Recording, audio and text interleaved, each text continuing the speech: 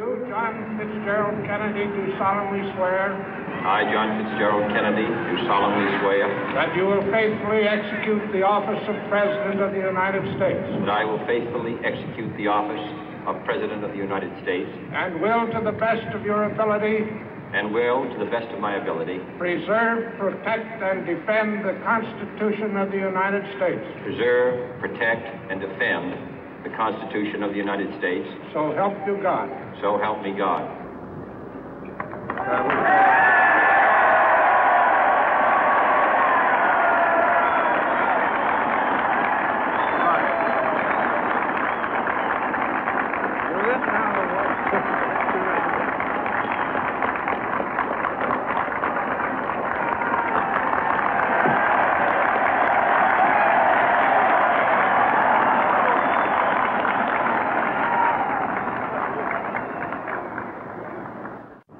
Vice President Johnson, Mr. Speaker, Mr. Chief Justice, President Eisenhower, Vice President Nixon, President Truman, Reverend clergy, fellow citizens. We observe today not a victory of party, but a celebration of freedom, symbolizing an end as well as a beginning, signifying renewal as well as change. For I have sworn before you and Almighty God the same solemn oath our forebears prescribed nearly a century and 3/4 ago. The world is very different now, for man holds in his mortal hands the power to abolish all forms of human poverty and all forms of human life. And yet the same revolutionary beliefs for which our forebears fought are still at issue around the globe. The belief that the rights of man come not from the generosity of the state, but from the hand of God. We dare not forget today that we are the heirs of that first revolution.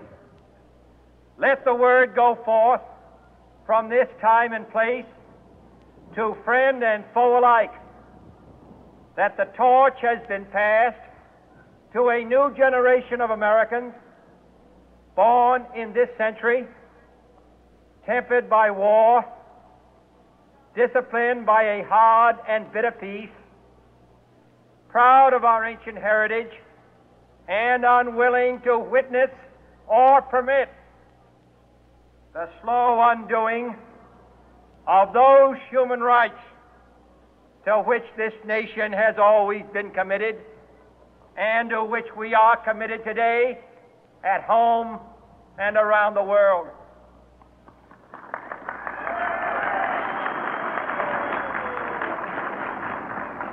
Let every nation know, whether it wishes us well or ill, that we shall pay any price, bear any burden, meet any hardship, support any friend, oppose any foe to assure the survival and the success of liberty.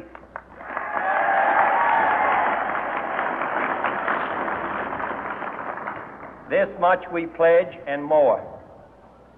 To those old allies whose cultural and spiritual origins we share, we pledge the loyalty of faithful friends.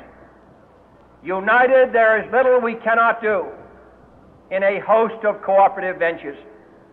Divided, there is little we can do, for we dare not meet a powerful challenge at odds and split asunder.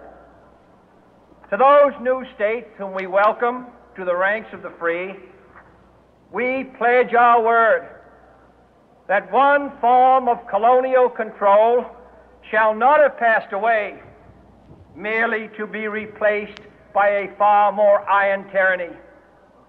We shall not always expect to find them supporting our view, but we shall always hope to find them strongly supporting their own freedom, and to remember that in the past, those who foolishly sought power by riding the back of the tiger ended up inside.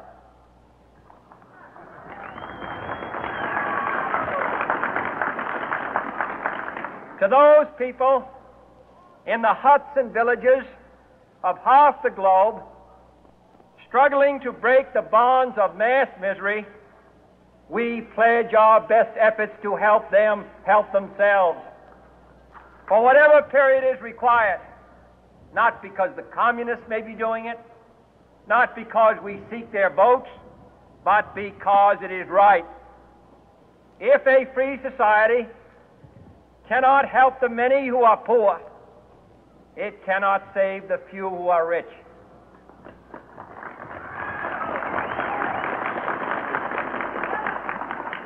To our sister republics south of our border, we offer a special pledge to convert our good words into good deeds, in a new alliance for progress, to assist free men and free governments in casting off the chains of poverty.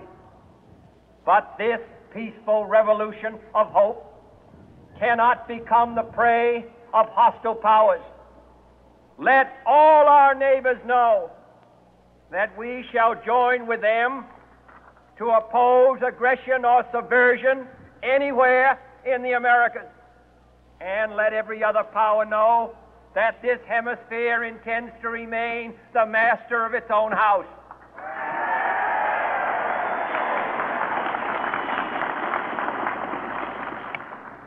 To that world assembly of sovereign states, the United Nations, our last best hope, in an age where the instruments of war have far outpaced the instruments of peace, we renew our pledge of support to prevent it from becoming merely a forum for invective, to strengthen its shield of the new and the weak, and to enlarge the area in which its writ may run.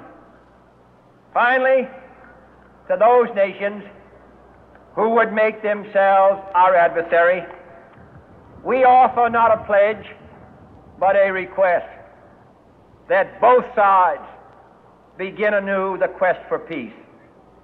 Before the dark powers of destruction, unleashed by science, engulf all humanity in planned or accidental self-destruction, we dare not tempt them with weakness, for only when our arms are sufficient beyond doubt can we be certain beyond doubt that they will never be employed.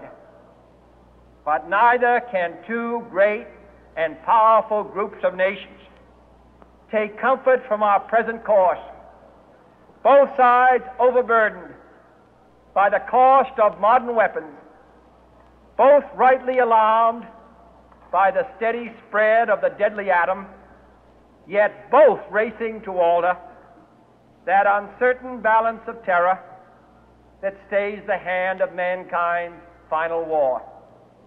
So let us begin anew, remembering on both sides that civility is not a sign of weakness, and sincerity is always subject to proof. Let us never negotiate out of fear, but let us never fear to negotiate.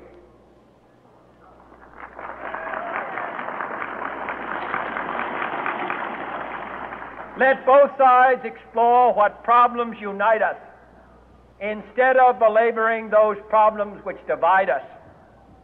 Let both sides, for the first time, formulate serious and precise proposals for the inspection and control of arms, and bring the absolute power to destroy other nations under the absolute control of all nations.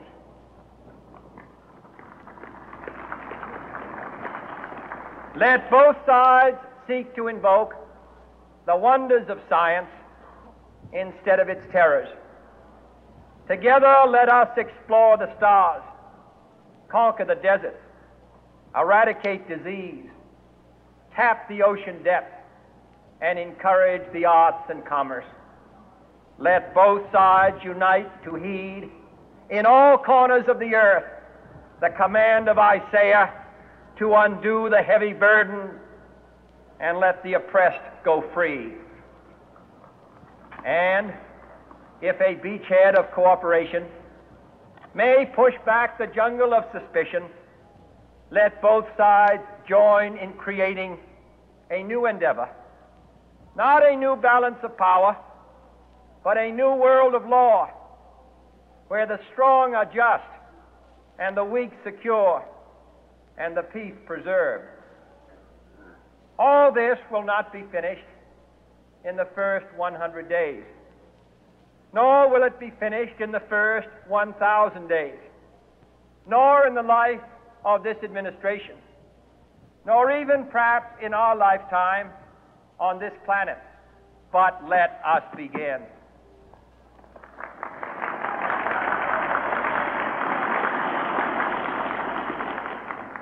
In your hands, my fellow citizens, more than mine, will rest the final success or failure of our course.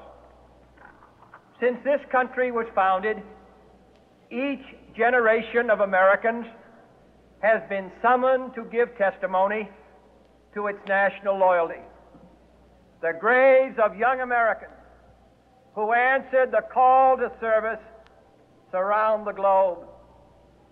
Now the trumpet summons us again, not as a call to bear arms, though arms we need, not as a call to battle, though in battle we are, but a call to bear the burden of a long twilight struggle, year in and year out, rejoicing in hope, patient in tribulation, a struggle against the common enemies of man, tyranny, poverty, disease, and war itself.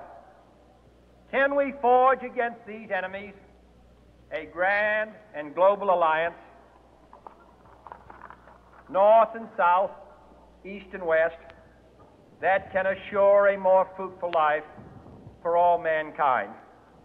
Will you join in that historic effort?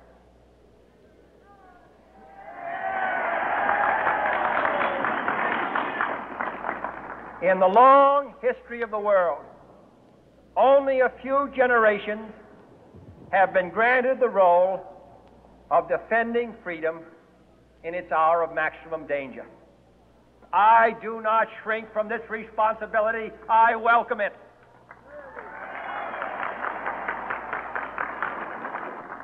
I do not believe that any of us would exchange places with any other people or any other generation. The energy, the faith, the devotion which we bring to this endeavor will light our country and all who serve it. And the glow from that fire can truly light the world.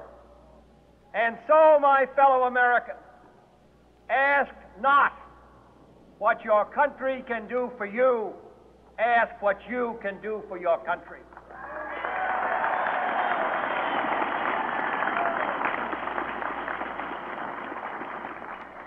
My fellow citizens of the world, ask not what America will do for you, but what together we can do for the freedom of man.